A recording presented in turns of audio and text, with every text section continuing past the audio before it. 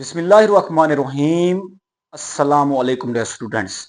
आज की हमारी वीडियो बेटा रिव्यू एक्सरसाइज चैप्टर नंबर 1। आज हम इसका क्वेश्चन नंबर 2 करेंगे बेटा। शॉर्ट क्वेश्चन के लिहाज से ये इंपॉर्टेंट क्वेश्चन है। इससे पिछली वीडियो के अंदर मैंने आपको एमसीक्यूज जो थे बेटा वो डिटेल से समझाए थे। आज मैं क्वेश्चन नंबर 2, इसके 3 पार्ट्स हैं और मैं ये तीनों डिटेल से समझाने वाला हूं।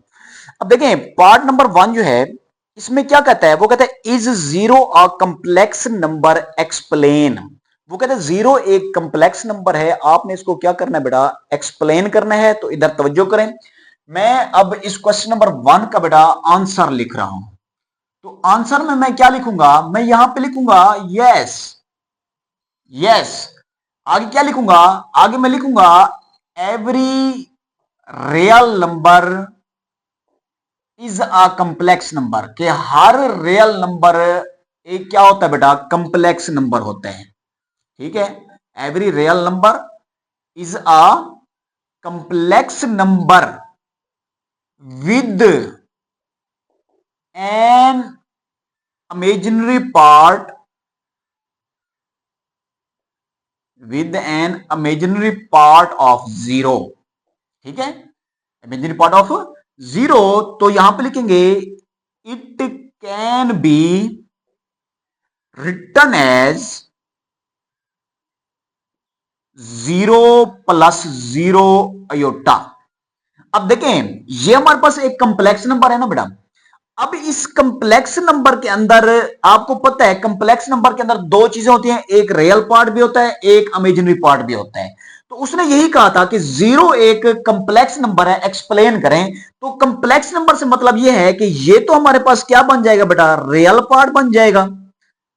ठीक है, और ये हमारे पास क्या बन जाएगा, इमेजिनरी पार्ट बन जाएगा। ठीक है, क्या बन जाएगा, इमेजिनरी पार्ट बन जाएगा। तो इस वजह से हम इसको कह सकते हैं कि जो जीरो है ये क्या है बेटा, कंप्लेक्स नंबर है, क्योंकि इसके अंदर रियल पार्ट भी आ जाता है और इसके अंदर इमेजिनरी पार्ट भी आ जाता है। तो आप इसमें याद रखेंगे, क्या याद रखेंगे बेटा, कि अगर आपके पास सिंपल कोई रियल नंबर आ जाता है तो इसमें पहले पहले मैंने कहा every real number is a complex number, her real number एक क्या होता है बेटा, कंप्लेक्स नंबर होते हैं। ठीक हो गया, तो उम्मीद करता हूं कि ये क्वेश्चन आपको समझ आ गया। अब इसका बेटा सेकंड पार्ट करते हैं। अब देखें जी, अब इसी क्वेश्चन का हम सेकंड पार्ट करते हैं बेटा। ये भी मैं आपको डिटेल से समझाता हूं बेटा। अब सेकंड पार्ट देखें, इसकी स्टेटमेंट पढ़ते हैं, क्या कहता है। वो कहता है what is the result of multiplying a complex number by it's conjugate. वो कहता है कि आप एक कंप्लेक्स नंबर लें, फिर उसका कॉन्जुगेट लें कंप्लेक्स नंबर को, और उसके कॉन्जुगेट को जब मल्टीप्लाई करेंगे तो उसका रिजल्ट क्या आएगा वो हमने बताना है। तो यहां पर आप लिखें पार्ट नंबर 2 में इसका आंसर क्या होगा। तो यहां पे आप लिखें the result is always non negative,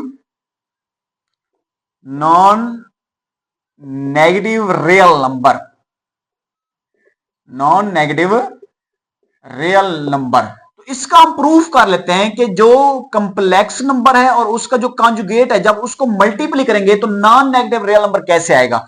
अब मैं अपनी मर्जी से बेटा एक कंप्लेक्स नंबर ले लेता हूं, 2 + 3 अयोटा।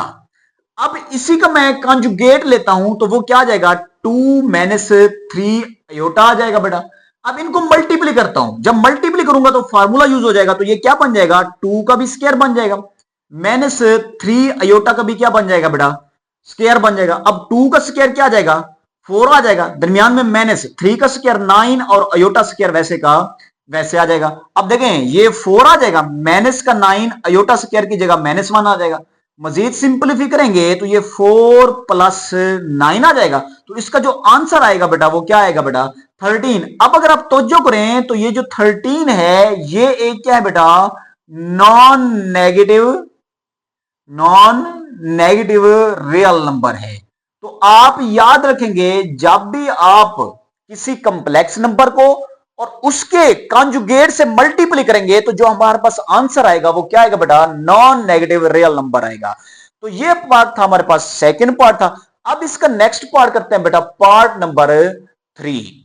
अब देखिए जी, इसी क्वेश्चन का पार्ट नंबर 3 हम करने जा रहे हैं, इसकी स्टेटमेंट पढ़ते हैं और उसके बाद मैं एक्सप्लेन से आपको समझाता हूं। अब पार्ट नंबर 3 है, state the condition for two complex numbers to be equal. वो कहते हैं कि दो कंप्लेक्स नंबर्स आपस में इक्वल हैं, इनकी कंडीशन बताएं। तो मैं इसका आंसर यहां पे लिखता हूं। मैं क्या लिखूंगा, मैं यहां पे लिखूंगा two complex numbers are equal if and only if and only if their real parts are equal and their imaginary part are also equal तो ये हमारे पास क्या है बेटा, कंडीशन है। उसने यही कहा था कि दो नंबर्स आपस में इक्वल कैसे हो सकते हैं। तो यहां पे मैंने लिख दिया कि दो नंबर उस वक्त आपस में इक्वल हो सकते हैं जब उनके रियल पार्ट्स आपस में इक्वल होंगे बेटा, और इमेजिनरी पार्ट क्या होंगे बेटा, आपस में इक्वल होंगे। तो ये था हमारे पास बेटा क्वेश्चन नंबर 2। तो उम्मीद करता हूं कि ये क्वेश्चन भी आपको समझ आ गया है। अगर क्वेश्चन समझ आ गया तो हमारे चैनल को सब्सक्राइब किए बगैर नहीं जाएंगे, ताकि हमारी हौसला अफजाई हो जाए और इसी तरह की अच्छी अच्छी वीडियोस आपको फ्यूचर के अंदर मिलते रहें। तो आज के लिए मुझे इजाजत, अल्लाह हाफिज, खुदा हाफिज।